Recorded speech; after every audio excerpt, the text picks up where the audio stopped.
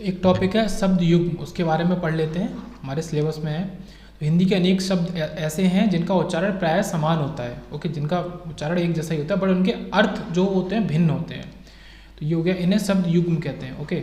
शब्द या युग्म शब्द कहते हैं या शब्द युग्म कहते हैं, मतलब कि उच्चारण एक जैसा होगा पर अर्थ भिन्न होगा। दूसरे शब्दों में हिंदी में कुछ ऐसे शब्द हैं जिनका प्रयोग गद्य की अपेक्षा पद्य में अधिक होता है। इन्हें युग्म शब्द या समोच्च रितपर्याय, ठीक है, और भिन्नार्थक शब्द कहते हैं। अतएव वैसे शब्द जो उच्चारण की दृष्टि से आपके असमान होते हुए भी समान होने का भ्रम पैदा कर देते हैं, ओके। तो ये सब तो कोई मतलब नहीं है इससे। आगे बढ़ते हैं। आपका जैसे, इस बात को हमेशा कुछ उदाहरण समझने का प्रयास करेंगे। जैसे आपका पार्वती को भोलेनाथ भी कहा जाता है, तो पार्वती को भोलेनाथ भी कहा जाता है, यह वाक्य अशुद्ध है क्योंकि पार्वती का अर्थ है शिव की पत्नी शिवा। उक्त वाक्य होने के लिए कि पार्वती शिव का ही दूसरा नाम है, तो इसको इस तरीके से हम यूज करेंगे, पार्वती शिव का ही दूसरा नाम है। इस तरह यदि किसी मेहमान, ये शिव नहीं होगा शिवा होगा, कि शिवा का ही दूसरा नाम है, तो ये हो गया। इसी तरह यदि किसी मेहमान के आने पर ऐसा कहा जाए, आइए पधारिए आप तो हमारे स्वजन हैं, तो ये हो गया, ठीक है, आइए पधारिए आप तो हमारे स्वजन हैं। इस यदि अतिथि पढ़ा लिखा है तो निश्चित रूप से वह अपमान महसूस करेगा, क्योंकि स्वजन जो होता है वो आपका अर्थ कुत्ता के लिए होता है, और एक जो स्वजन ये होता है, ठीक है। यहाँ पे कहना जा रहा है कि जैसे इस एग्जाम्पल से समझ में आएगा, एक होता है स्वजन कि मतलब आप हमारे हैं, और एक ये होता है श्र, इसमें व लगा के, और जन, ये किसके लिए यूज़ होता है, ये शब्द कुत्ता के लिए यूज़ होता है। तो अब देखो बोलने में, प्रोनाउंस करने में तो एक जैसे लग रहे हैं, अगर आप वो सामने वाला उसका मतलब नहीं समझ पाया तो वो फिर बुरा मान जाएगा। तो यही कहना चाह रहा है कि बोलने में एक जैसे होते हैं, लगते हैं कि एक जैसे हैं, बट उनका मीनिंग अलग होता है। ऐसे ही शब्द युग्म कुछ देख लेते हैं, इसको बड़ा कर लेते हैं पहले, ओके। तो जैसे कि अंश होता है और इसका मतलब होता है कंधा, और अंश का मतलब हिस्सा, तो ये अंश का कंधा याद रखेंगे। ऐसे अग्ना मतलब घर का आंगन, और अंगना मतलब स्त्री। फिर अन्न मतलब अनाज, और अन्य मतलब दूसरा। जो जो अलग होंगे मैं उनको हाईलाइट करूंगा, ओके। फिर आता है अनिल मतलब हवा, और अनल मतलब, ये तो पूरा हम पर्यायवाची में देख ही चुके हैं डिटेल में ये पूरा। उसके बाद अम्बु मतलब जल, और अम्ब मतलब आपका माता या फिर आम, अम्ब केवल अम्ब, और अम्ब से ही अम्बा बन जाता है। उसके बाद अथक मतलब बिना थके हुए, और अकथ जो कहा ना जा सके। तो ये तो वैसे भी अलग अलग हो रहे, अथक और अकथ बोलने में। अध्ययन मतलब पढ़ना, और अध्यापन मतलब पढ़ाना। अध्यापन मतलब खुद जो पढ़ रहा है, और अध्यापन जो पढ़ा रहा है। अधम मतलब नीच, अधम मतलब नीच, और अधर्म मतलब पाप, ये तो पता ही है। फिर अली, अली मतलब सखी, दोस्त, और अली अगर इसमें छोटे ई की मात्रा लगा दे तो वो भौरा बन जाता है, तो अली मतलब सखी और अली मतलब भौरा। फिर अंत मतलब समाप्ति, और अंतय मतलब नीच या अंतिम, ये भी उसी से जुड़ा होता है अंतिम से, बट थोड़ा सा अंतर है, नीच और अंतिम। और अंत मतलब बिल्कुल समाप्ति। अंबुज मतलब कमल, और अंबुधि मतलब सागर। उसके बाद असन मतलब भोजन, ठीक है, ये याद रखेंगे। और आसन मतलब बैठने की वस्तु। फिर अड़ु मतलब कड़, और अनु मतलब एक उपसर्ग है जो कि पीछे लगता है, आपका पीछे इसका मतलब होता है, एक उपसर्ग है। उपसर्ग तो पहले लगता है तो अनु एक मतलब इसका मीनिंग होता है पीछे, तो अणु कड़। फिर अभिराम मतलब सुंदर, ये याद रखेंगे। अविराम मतलब लगातार और निरंतर बिना रुके हुए, अभिराम मतलब सुंदर, ये याद रखेंगे। उसके बाद और देखते हैं,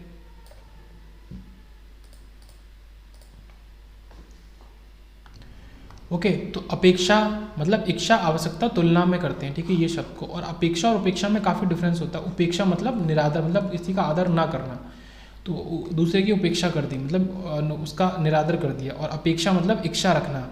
अविलंब मतलब सहारा, और अविलंब मतलब शीघ्र, तो ये वी में मात्रा आनी जरूरी है शीघ्र के लिए, ओके। और अवलंब मतलब केवल अवलंब है तो सहारा। अतुल जिसकी तुलना ना की जा सके, और अतल मतलब तलहीन, जिसका तल ना हो उसको तलहीन अतल।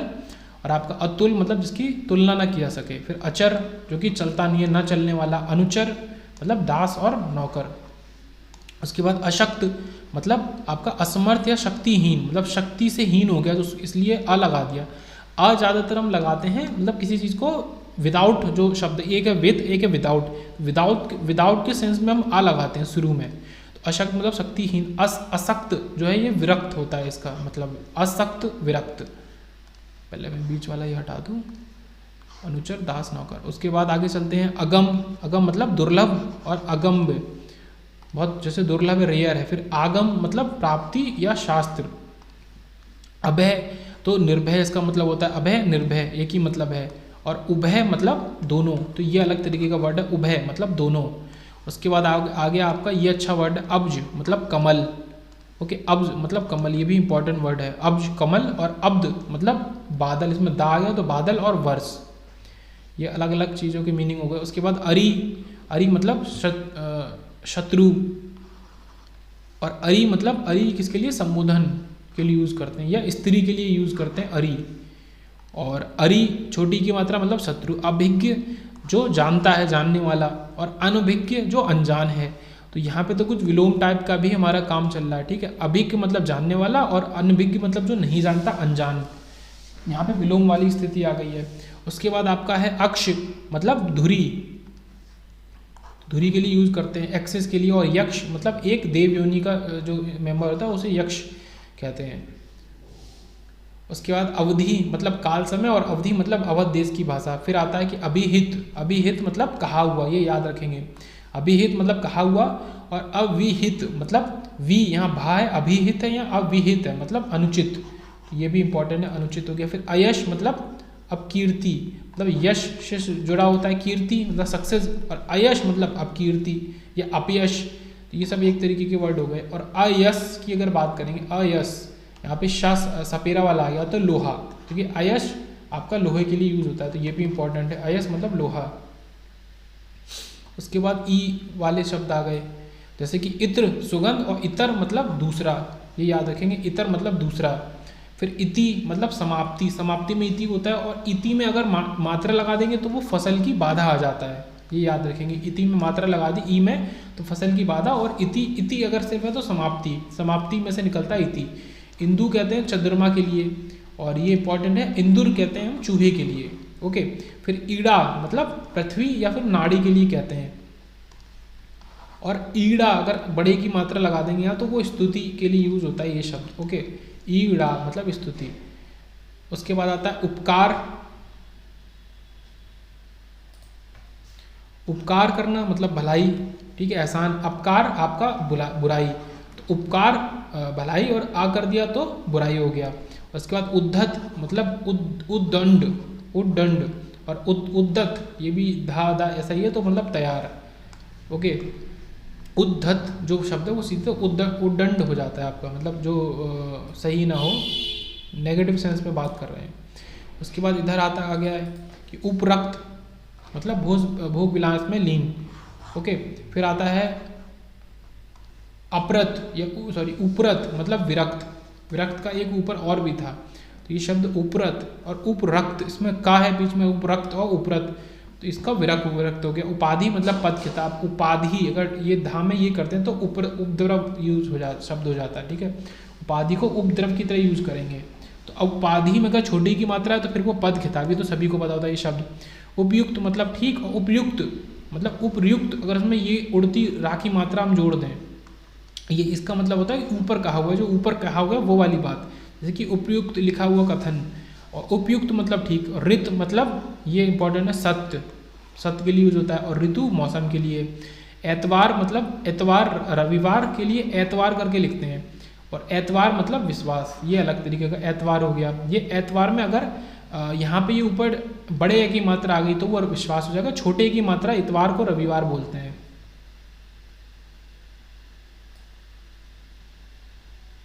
उसके बाद का वाले आ जाते हैं। यहाँ पे क्या है आपका कुल मतलब वंश सब, ठीक है। कूल मतलब किनारे के लिए यूज करते हैं, कूल। उसके बाद कंगाल भिकारी, और कंकाल मतलब ठट्टी, कंकाल तो सभी को पता है। फिर कर्म काम, और क्रम सिलसिला, ये भी सभी को पता है। उसके बाद कृपण मतलब कंजूस, ये याद रखेंगे, कृपण मतलब कंजूस। और कृपाण मतलब कटार, जिसमें ये बड़ा आ जाता है तो कटार। फिर कर मतलब हाथ, ये हम देख चुके हैं पर्यायवाची में। कारा मतलब जेल, जैसे कारावास, ठीक है, कारा वहाँ पे वास करने वाला, तो कारावास मतलब जेल।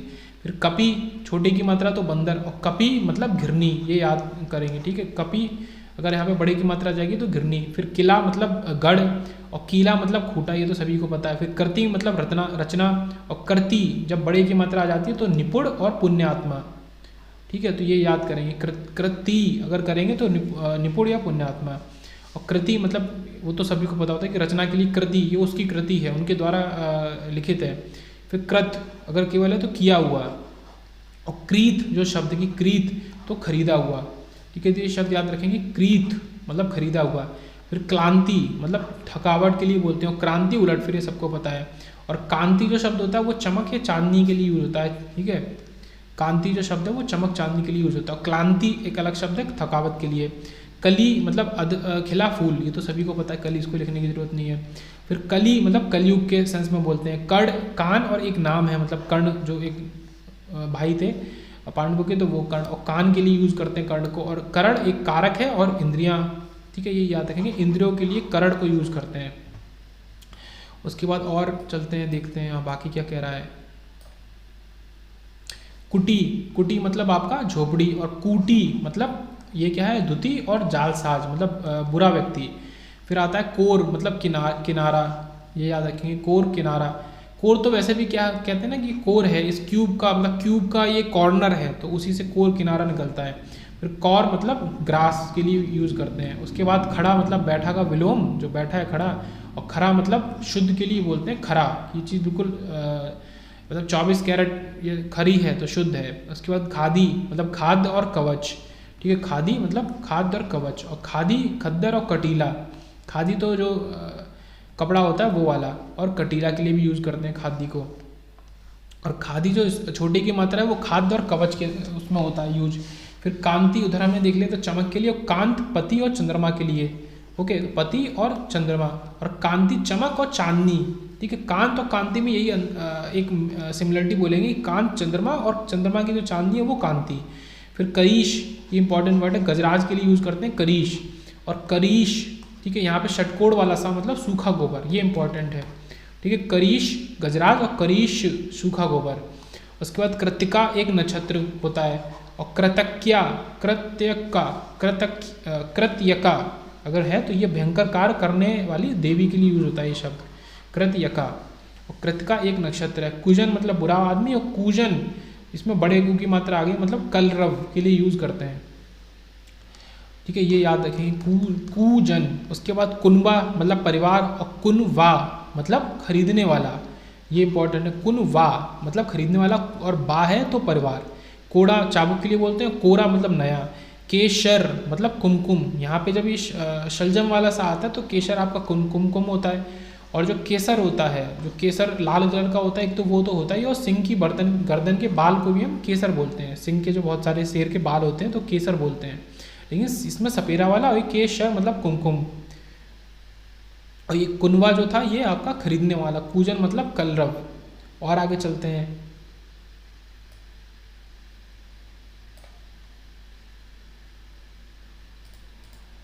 यहाँ पे आ गया आपका खोआ मतलब दूध का बना ठोस पदार्थ। ये खोया मतलब भूला हुआ। खल मतलब दुष्ट, ये याद कर लेंगे। और खलू मतलब ही तो या निश्चय ही। ठीक है, ये बढ़िया वर्ड है, खलू मतलब निश्चय ही ये काम करो जाके, खलू ये काम करो। गढ़ समूह, और गण्य मतलब गिनने योग्य, जो गिना जा सकता है। गुड़ शक्कर के लिए, और गुड़ गंभीर के लिए भी होता है। ठीक है, ये सेम वर्ड है, ये तो वर्ड ही सेम है, उसके दो मीनिंग है। तो गुड़ शक्कर के लिए, गुड़ गंभीर के लिए भी। फिर ग्रह मतलब सूर्य चंद्र आदि, ग्रह मतलब घर, ये तो सभी को पता है। उसके बाद क्या आपका और क्या आ जाता है, ग्रह। ठीक है, हो गया। गिरी मतलब गिरना, और गिरी मतलब पर्वत, ये पर्यायवाची में हमने देखा है। फिर हमारा गज मतलब हाथी, और वही गज एक मापक भी होता है, जैसे जो लैंड को नापते कि 1 गज 2 गज, उस तरीके से। ग्रीश मतलब हिमालय, ये याद रखेंगे। और इसी में अगर छोटे की मात्रा लगा देंगे तो ग्रीश मतलब शिव का पर्यायवाची, शिव जी के लिए बोलते हैं। ग्रंथ मतलब पुस्तक, और ग्रंथि मतलब गांठ। ओके, और आगे बढ़ते हैं।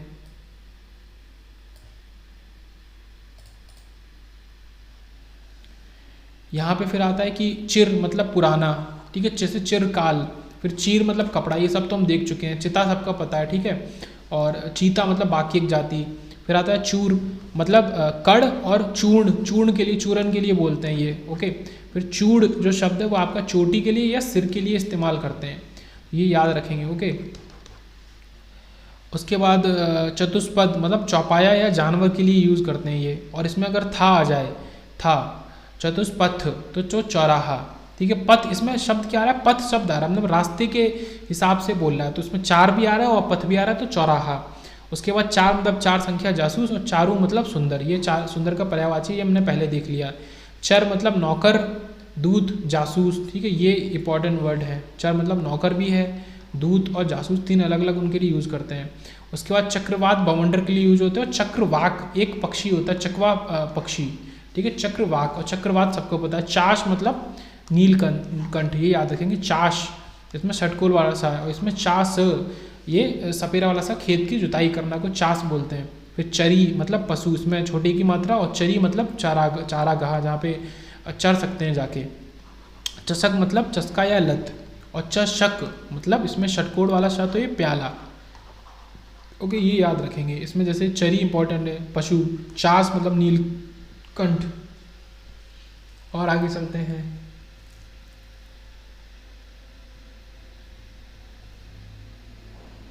ओके, यहीं पे हम थे।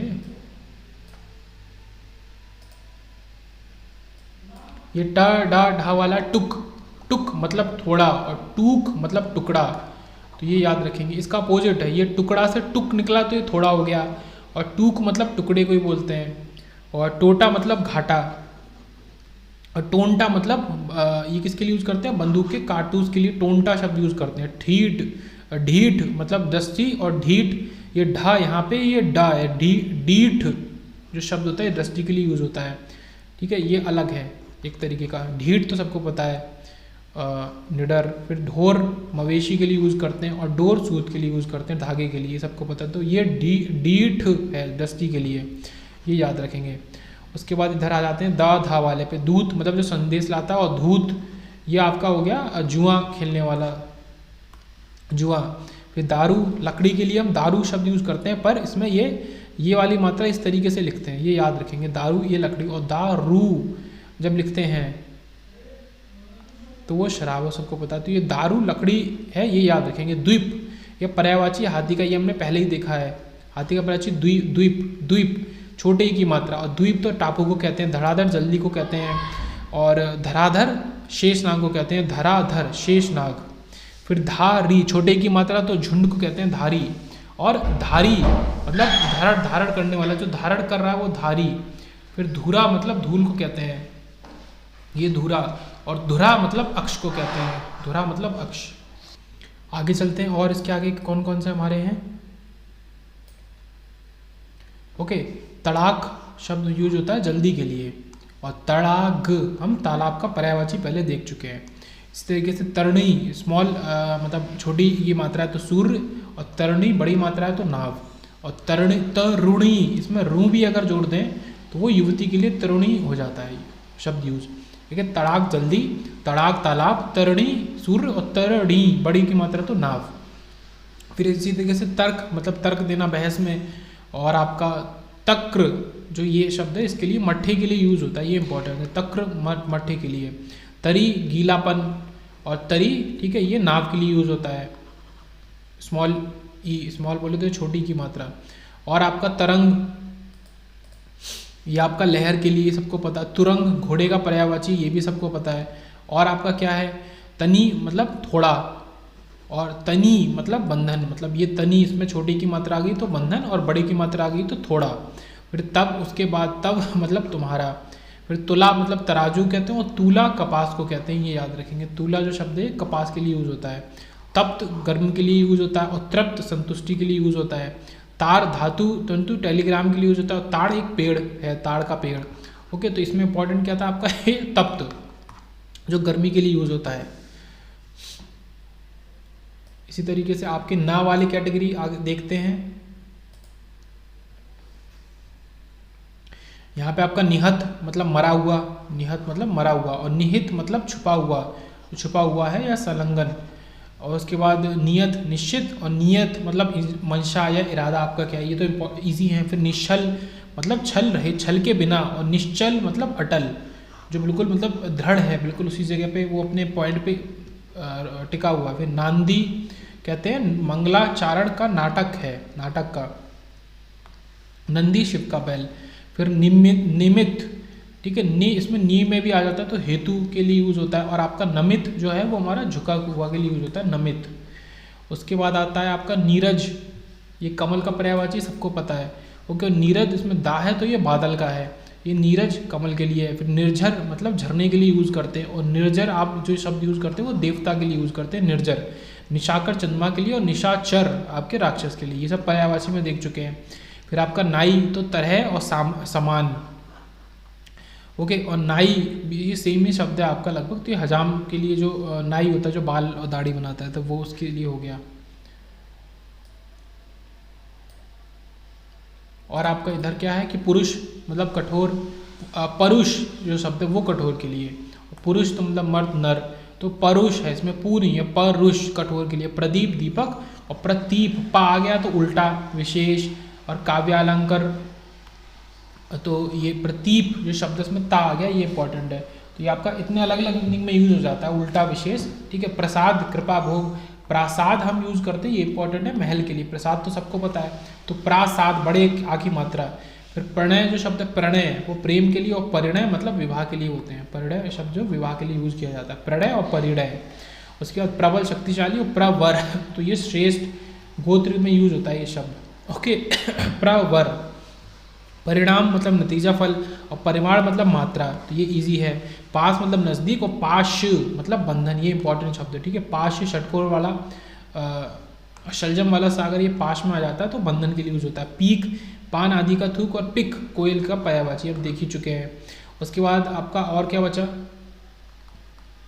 ये प्रकार है, प्रकार मतलब किस्म तरह, ये इजी है। फिर प्राकार, इसमें अगर बड़ा आ की मात्रा आ जाती है उसका मतलब हो जाता है आपका घेरा और चार दीवारी, तो ये इंपॉर्टेंट है। प्राकार अगर आ जाता है। परिताप दुख के लिए यूज होता है, दुख संताप के लिए, और प्रताप ऐश्वर्य और पराक्रम के लिए। फिर आपका पति स्वामी के लिए, और पत तो केवल शब्द है पत मतलब आपका सम्मान और सतीत्व के लिए यूज होता है। ओके, और फिर पांशु पशु तो जानवर के लिए, पांशु शब्द इंपॉर्टेंट है। पांशु शब्द आपका धूली और बाल के लिए यूज होता है, पांशु।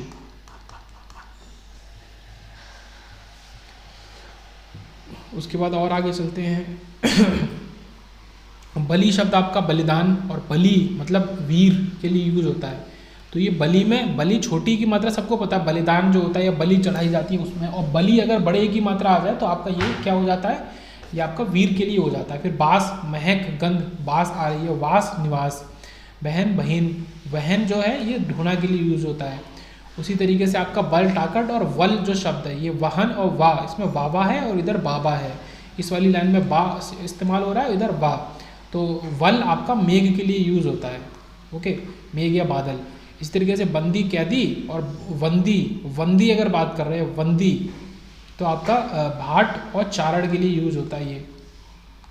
ऐसे आपका ये बंदी तो कैदी, और वंदी आपका भाट और चारण। उसके बाद आपका बात वचन, और वात हवा के लिए यूज होता है। बुरा खराब, और बूरा शक्कर के लिए, बूरा सबने सुना होगा, शक्कर को बोलते हैं। ओके, सफ़ेद वाला जो शक्कर होता है, चूरा जिसका होता है। फिर आता है बन मतलब बनना या मजदूरी के लिए बन शब्द को यूज़ करते हैं। और वन तो जंगल के लिए हो गया। फिर बहु मतलब बहुत, और बहु बड़े की मात्रा तो पुत्रवधू या ब्याही स्त्री के लिए यूज़ करते हैं। उसके बाद आपका बार, ठीक है, दफ़ा के लिए। और वार मतलब दिन को भी बोलते हैं, और चोट का पर्यायवाची वार। फिर बान आपका केवल बान न, तो चमक को और आदत को बोलते हैं, ये इंपॉर्टेंट है, ठीक है। आदत और चमक के लिए बान का यूज़ करते हैं। और बाढ़ आपका तीर हो गया। और ये इंपॉर्टेंट है व्रण आपका घाव के लिए शब्द यूज होता है, व्रण। और वर्ण आपका रंग और अक्षर के लिए, ठीक है। वर्ण तो होता ही है वर्णमाला, तो उसमें वर्ण रंग और अक्षर के लिए। और व्रण आपका घाव के लिए। फिर आपका ब्राह्महा मतलब दोनों में बड़े के आ की मात्रा है तो भारी। और वाहन है आपका वहन के योग्य। ब्राह्मा मतलब बाहरी मतलब बाहर वाला। और आते हैं ये भंगी, लहर, और इसमें छोटे की मात्रा है तो लहर और टेढ़ापन के लिए यूज होता है, भंगी, ठीक है। और भंगी मतलब मेहतर, और भंग करने वाला, ठीक है, जिसने भंग कर दिया, एंड कर दिया किसी चीज़ को। और ये छोटे की मात्रा में ये लहर और टेढ़ापन। फिर भीड़ मतलब बड़े, और भीड़ तो जनसमूह को बोलते हैं। भित्ति, पहले भीत शब्द देख लेते हैं। भीत मतलब डरा हुआ। और भित्ति इसमें भी छोटे की मात्रा, इसमें भी। तो ये आपका दीवार और आधार के लिए शब्द यूज होता है। उसके बाद आपका भवन महल, भुवन आपका संसार के लिए शब्द यूज होता है, भुवन मतलब संसार। फिर भारतीय भारत का, और भारतीय सरस्वती का पर्यायवाची हमने देख लिया पहले ही। फिर भोर सवेरे को बोलते हैं, सुबह का समय भोर जो बोलते हैं, सुना होगा आपने। विभोर, वी, इसमें वी जुड़ जाएगा तो मग्न, जो बहुत ज़्यादा कॉन्सेंट्रेटेड है, मग्न है किसी काम में। तो इसमें एक वर्ड था भित्ति, तो भित्ति आपका ये इंपॉर्टेंट था, भित्ति दीवार और आधार के लिए था। लास्ट के ही हैं, 2 बचे हैं, ओके, 2 पेज। तो यहाँ पे हमारा और क्या आ रहा है, माँ वाला आ रहा है।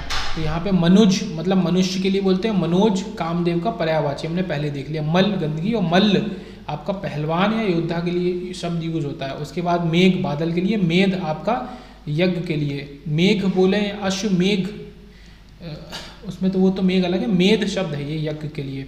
उसके बाद मास गोष्ठ, मास मतलब महीना, ठीक है, ये पता है। मूल जड़ और मूल्य कीमत, ये भी पता है। जैसे कंद मूल बोलते हैं ना, कंद मूल शब्द सुना होगा, खाने की चीज़ है, तो कंद मूल में मूल जड़ होता है आपका, ओके। उसके बाद मद मतलब आनंद, और मध्य, मध्य तो शराब के लिए हो जाता है। फिर मणि एक रत्न है, और मणि जो ये इंपॉर्टेंट, ठीक है, मणि बड़े की मात्रा आ गई तो वो सांप बन गया मणि। उसके बाद मरीचि किरण को पर्यायवाची, ये हम देख चुके हैं। फिर मरीचि जो शब्द है ये अगर बड़े की मात्रा है तो ये सूर्य और चंद्र पर्यायवाची आ जाता है इसका, और अगर छोटे की मात्रा है तो किरण का पर्यायवाची है। फिर मनुजात मतलब मानव से उत्पन्न, और मनुजाद मतलब मानव भक्षी, मानव खाने वाला, इसमें दा आ रहा है, मनुजात मानव भक्षी। उसके बाद क्या है आपका मौली मतलब चोटी, और मस्तक, मौली को बोलते हैं, मस्तक मतलब माथे के पर्यायवाची की तरह यूज कर लेते हैं। और बड़े की ई की मात्रा अगर आ गई मौली, तो जिसके सिर पर मुकुट हो तो वो मौली, जिसके सिर पर मुकुट हो। फिर मत मतलब नहीं, और मत मतलब मस्त और धुत, तो अगर इसमें ये मत में ता के संग ये आ जाता है, ठीक है, आधा ता बोले तो ये, और इसमें ये आ जाता है ये, ओके। तो ये हमारा मस्त और धुत हो जाता है।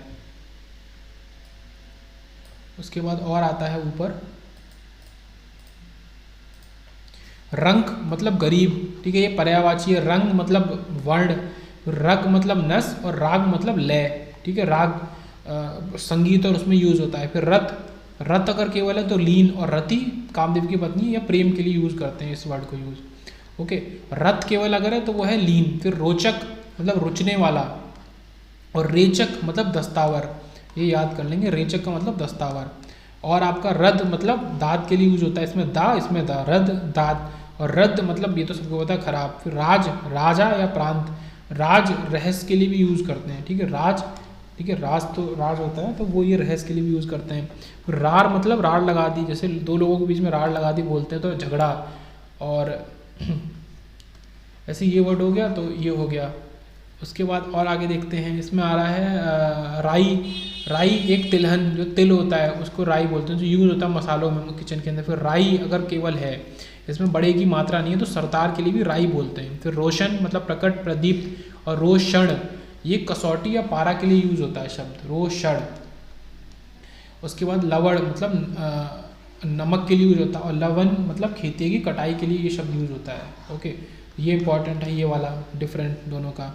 उसके बाद लूटना मतलब लूट जाना, बर्बाद हो जाना, लूटना मतलब लूट लेना, लक्ष्य मतलब उद्देश्य, और लक्ष्य मतलब लाख के लिए बोलते हैं लक्ष्य। उसके बाद लास्ट शब्द, और लास्ट से प्रेम भाव सूचक, तो यहाँ पे लास्ट से या इसमें ये थोड़ा सा एक्सटेंड हो गया, ठीक है, लास्ट से या इसमें ये सा सपेरा वाला तो ये प्रेम भाव सूचक हो जाता है आपका। और इसमें क्या था कि लवण मतलब नमक, और लवन मतलब खेती की कटाई। और लास्ट पे आते हैं, उसके बाद 1-2 क्वेश्चन है, फिर ये हमारा शब्द योग एंड करते हैं। यहाँ पे आता है शुल्क मतलब फीस टेस्ट, और शुक्ल मतलब उजला, ठीक है। उसके बाद शूर मतलब वीर के लिए यूज़ करते हैं, जैसे कि एक साथ भी यूज़ कर लेते हैं इस वर्ड को, शूरवीर। और सुर मतलब आपका देवता और लय।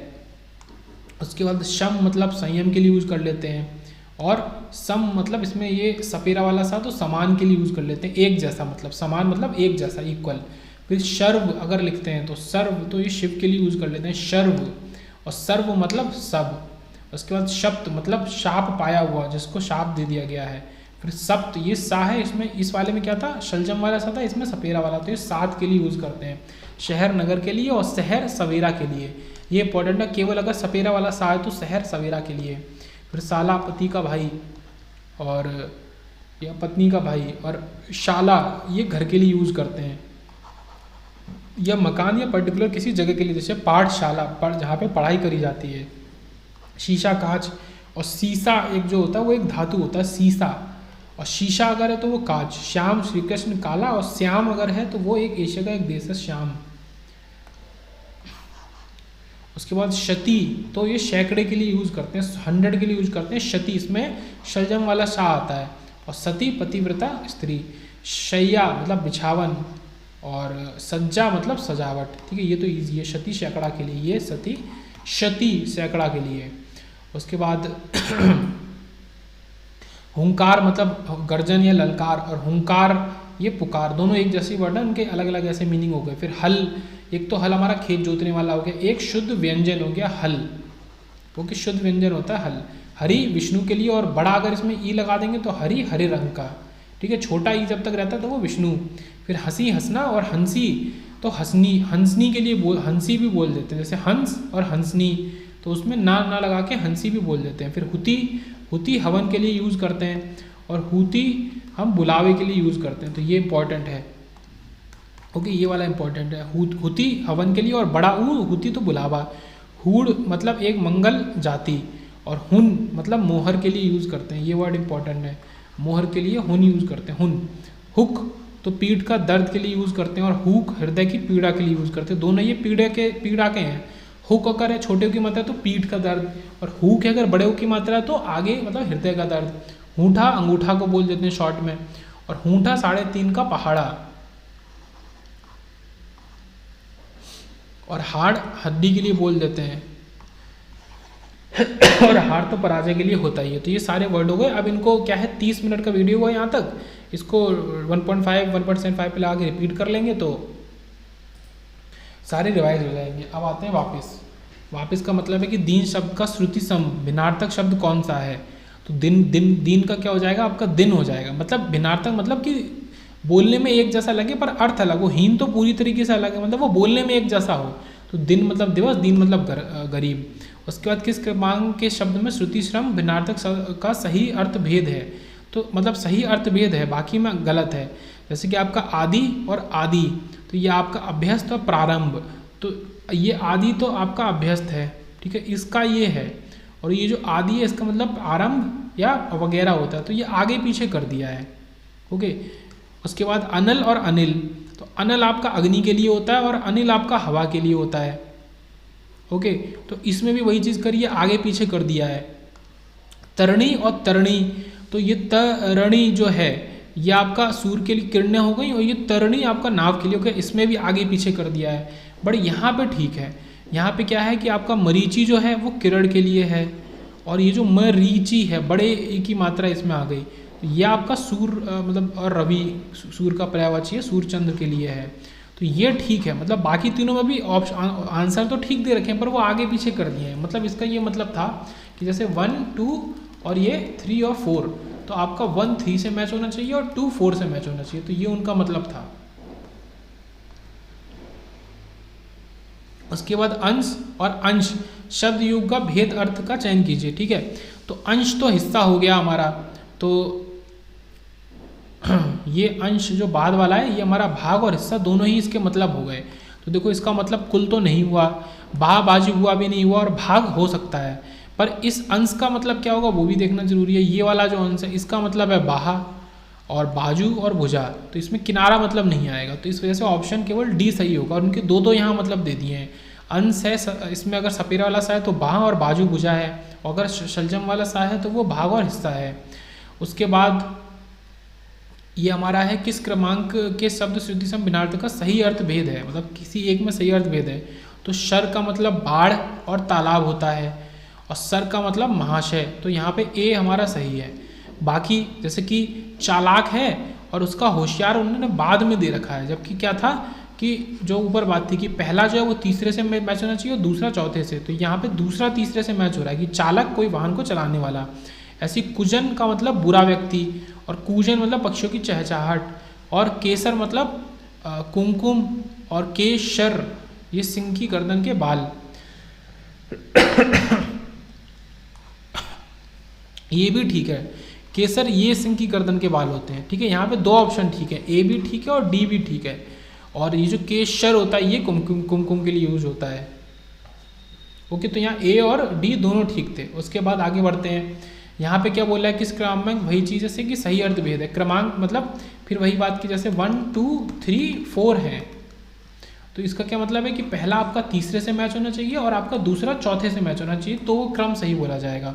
तो यहाँ पे कौन सा क्रम सही है, ए सही है। सुर जो है वो देवता के लिए यूज होता है, अभी हमने पढ़ाई था इसको। और शूर जो है वो वीर के लिए यूज होता है, तो ये ठीक है।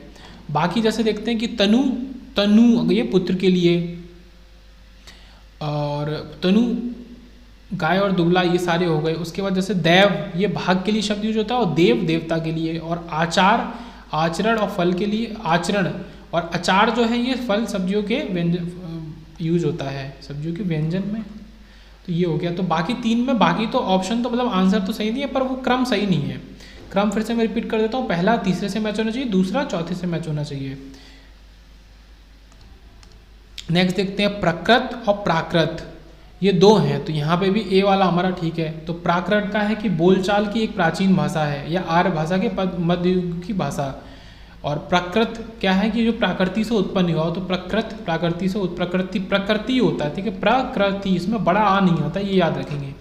तो ये जो प्रकृत है तो ये हमारा यहाँ प्रकृति से संबंधित, तो ये पहला तीसरे से मैच इसी में हो रहा है। और प्राकृत हमारा एक प्राचीन भाषा। बाकी में क्या है कि आगे पीछे करती हैं उनके वो। ओके, तो यहाँ पे ये एंड होता है।